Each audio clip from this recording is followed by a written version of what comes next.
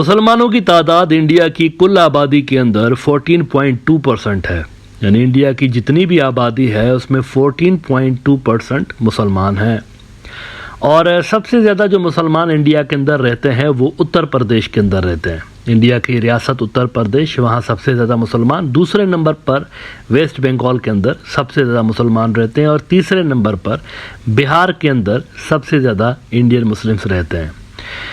لیکن افسوس کی بات یہ ہے کہ 14.2% یعنی 14.2% آبادی کے باوجود ہائر ایجوکیشن کا جو نظام ہے انڈیا کا، وہاں پر مسلمان صرف اور صرف 4% ہے۔ سچر کمیٹی کی میں آپ کو ڈیٹا بتا رہا ہوں، 4% اونلی، 4%۔ اور جو سرکاری نوکریاں ہیں، گورنمنٹ جو جابس ہیں، اس کے اندر مسلمان صرف اور صرف 5% ہے، اونلی 5%۔ 14.2% ان کی کل آبادی میں شیئر ہے، لیکن سرکاری نوکریوں میں اونلی 5%۔ اب ہونا تو یہ چاہیے تھا کہ ہنگامی بنیادوں پہ انڈین مسلمز کی بہتری کے لیے کام کیا جاتا، اور ان کا جو ڈیو رائٹ ہے، جو ان کا حق بنتا ہے اصل میں، ان کو وہ ملنا چاہیے تھا۔ سرکاری نوکریوں میں کم سے کم ان کو 14% کوٹا ملنی چاہیے تھی۔ اسی طرح سے ہائر ایجوکیشن کا جو نظام ہے انڈیا کا، وہاں پر کم سے کم یہ 14% ہوتے۔ لیکن افسوس کی بات یہ ہے کہ وہ تو ان کو نہیں ملا، الٹا وہاں پر جو بزنس کرنے والے مسلمان ہیں، جو اپنا روزگار وغیرہ کر رہے ہوتے ہیں، ان کو ٹارگٹ کیا گیا، سسٹمیٹک طریقوں سے ان کو ٹارگٹ کیا گیا۔ خاص طور پر 2014 سے جب سے لے کے ہندوتوا کے دہشت گردوں کی حکومت انڈیا میں بنی ہے، تب سے دھرم کے نام پہ جو ایکسپلائٹیشن انڈین مسلمز کی ہوئی ہے، تاریخ میں آپ کو کبھی اتنی ایکسپلائٹیشن کسی اور مائنورٹی کمیونٹی کی نظر نہیں آتی۔ بہت زیادہ ایکسپلائٹیشن ہر معاملے میں ان کی گئی ہے، اور آن ٹاپ آف دیٹ یہ ہوتا رہا ہے کہ ان کو پنکچر والا، عبدل اور اس طرح کی ڈیروگیٹری ٹرم سے بھی ہندوتوا کے دہشت گرد پکارتے رہتے ہیں۔ اس لسٹ میں بڑے بڑے بی جے پی RSS کے نیتاؤں کے نام ہیں جو کہ ڈیروگیٹری ٹرمز مسلمانوں کے لیے استعمال کرتے رہتے ہیں۔ آج نریندر مودی نے بھی ذلیلوں کی اس لسٹ میں اپنا نام لکھوا دیا ہے۔ انہوں نے بھی آج مسلم جو ینگسٹرز ہیں ان کو پنکچر والا بول دیا ہے۔ آج ایک جگہ پر انہوں نے ریسنٹلی جو وقف لا پاس کیا ہے، وقف بورڈ کو امینڈ کرنے کا۔ وقف بورڈ اصل میں مسلمانوں کا ایک ادارہ ہے جو کہ چیریٹی سے ریلیٹڈ ہے بیسیکلی، اور مسلم کمیونٹی کی جو معاملات ہیں ان کو یہ دیکھ رہے ہوتے ہیں، اور ان کی بھلائی کے لیے ایک ادارہ بنا ہوا ہے۔ اب ان کے پاس کچھ زمین ہے جو کہ مسلمان بھی ان کو ڈونیٹ کرتے رہتے ہیں، اس کے اوپر کافی عرصے سے ان کی نظر تھی ہندوتوا کے دہشت گردوں کی۔ ان کے جو غنڈے ہیں وہ یہاں پر پلازے اور شاپنگ مالز بنانا چاہتے تھے ان زمینوں کے اوپر جو کہ مسلمانوں کی ہیں، لیکن ان کے پاس چونکہ سرکاری کور تھا، پروٹیکشن تھی، اور قانونی اعتبار سے یہ کچھ نہیں کر سکتے تھے، اس لیے انہوں نے ایک نیا قانون پاس کیا وقف لا امینڈمنٹ کے نام سے، اور اس کے اندر انہوں نے اپنی مرضی کی کلوزز ڈال دیں۔ اب ان کے جو ہندوتوادی غنڈے ہیں وہ بھی کنٹرول کر سکتے ہیں ان پراپرٹیز کو، اور ہندوتوادی غنڈے وہاں پر پلازے بھی بنائیں گے، بلکہ کام شروع ہو چکا ہے۔ بی جے پی کے کوئی 1 درجن سے زیادہ منتری ایسے ہیں جو کہ آلریڈی بلڈرز کے ساتھ اور جو بزنس ٹائکونز ہیں ان کے ساتھ رابطے میں ہیں۔ کمیشنز اور کک بیکس ڈیسائیڈ کی جا رہی ہیں کتنی کس کو ملیں گی، اور وہاں مسلمانوں کی پراپرٹی کے اوپر زبردستی قبضہ کر کے تو یہ بلڈنگز بنا کے مال ہڑپ کر رہے ہوں گے۔ اس ساری ڈکیتی کو، انڈیا کی ہسٹری کی سب سے بڑی ڈکیتی کو، نریندر مودی نے جسٹیفائی کرتے ہوئے آج کہا کہ وقف بورڈ کی جو پراپرٹیز ہیں وہ چند لوگوں کے پاس تھیں صرف، اور مسلمان جو ہے وہ پنکچر لگاتے پھرتے تھے نوجوان۔ اگر مسلمانوں کے پاس ہوتی، نوجوانوں کے پاس، تو یہ فائدہ اٹھاتے، لیکن ان کے پاس چونکہ نہیں تھی تو اس لیے وہ پنکچر لگا رہے ہوتے تھے۔ بندہ پوچھے چائے والے بابا جی، یہ کس کی ذمہ واری ہے مسلمان نوجوانوں کو روزگار دینے کی، اور پنکچر کی بجائے ان کو اعلیٰ تعلیم دلوانے کی اور ان کو نوکریاں دلوانے؟ کس کی ذمہ واری؟ تمہاری ذمہ واری ہے نا، شرم تو آپ کو آنی چاہیے تھی۔ کیا یہ وقف بورڈ کی ذمہ واری ہے کہ مسلمان نوجوانوں کو تعلیم دیں اور وہاں پر ان کو روزگار دیں؟ کس کی ذمہ واری ہے؟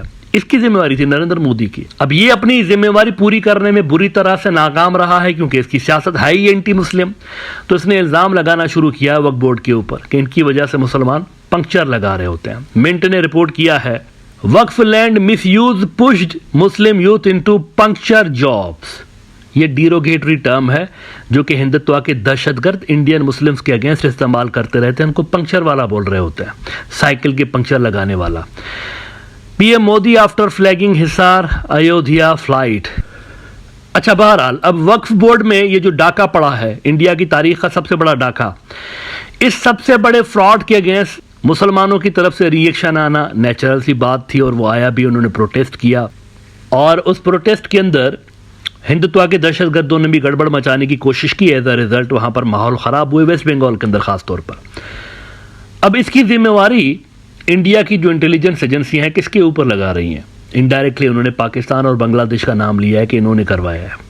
یعنی مسلمان اب اگر پروٹیسٹ کریں گے نا اپنے جائز حقوق کے لیے، تو وہ بنگلہ دیشی اور پاکستانی سہولت کار کہلوائے جائیں گے انڈیا کے اندر۔ یہ بنگلہ دیشی اور پاکستانیوں کی مدد سے یہاں پر اپنے جائز حقوق کے لیے پروٹیسٹ کر رہے ہوتے ہیں۔ آج بہت بڑا الزام انہوں نے لگایا ہے، اور انہوں نے کہا ہے کہ جے ایم بی جو کہ بنگلہ دیش جماعت ہے، وہ کہتے ہیں یہ ملوث ہیں اور لشکر طیبہ والے ملوث ہیں۔ نیوز 18 نے رپورٹ کیا ہے کہ who are the J M B banned Bangladesh group may be behind waqf protest says Indian intelligence. یہ کوئی اخباری خبر نہیں ہے جناب، یہ ان کی سو کالڈ انٹیلیجنس جو ہے وہ ان کو بتا رہی ہے کہ یہ پاکستانی ملوث ہیں اور بنگلہ دیشی ملوث ہیں۔ Intelligence sources said the J M B a banned militant group that operates out of Bangladesh collaborates with the Lashkar-e-Taiba, Harkat al-Jihad al-Islami and even ISIS affiliates for training and logistics. Indian intelligence has not ruled out foreign interference in the communal violence triggered during protests against the Waqf Amendment Act in parts of West Bengal's Murshidabad and now South 24 Parganas district.